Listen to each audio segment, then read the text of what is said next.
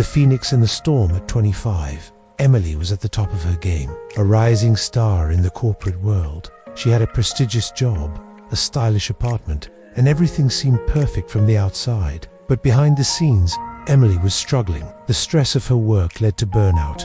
Her relationships were strained. And one day, everything came crashing down. She was laid off during a company downsizing.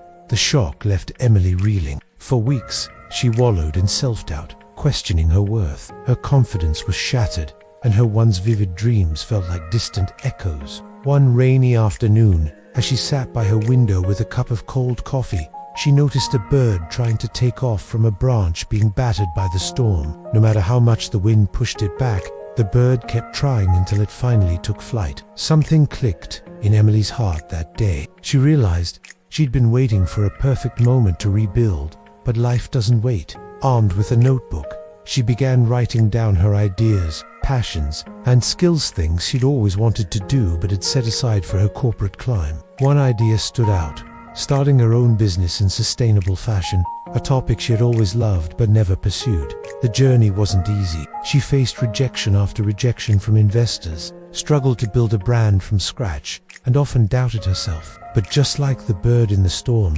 she kept pushing forward. She learned from each failure, improved her designs, and started building an online presence. Slowly but surely, people began noticing her unique, eco-friendly creations. Years later, Emily's brand became a household name, celebrated not just for its style, but for its purpose. At her first major fashion show, as she stood in the spotlight with tears in her eyes, she said, "I thought losing everything was the end of my story, but it was just the beginning of a chapter one never knew I had in me." Lesson: life's storms don't define us, it's how we rise from them that shapes our destiny. Just like the bird in the storm, persistence and resilience can lead us to soar higher than we ever thought possible.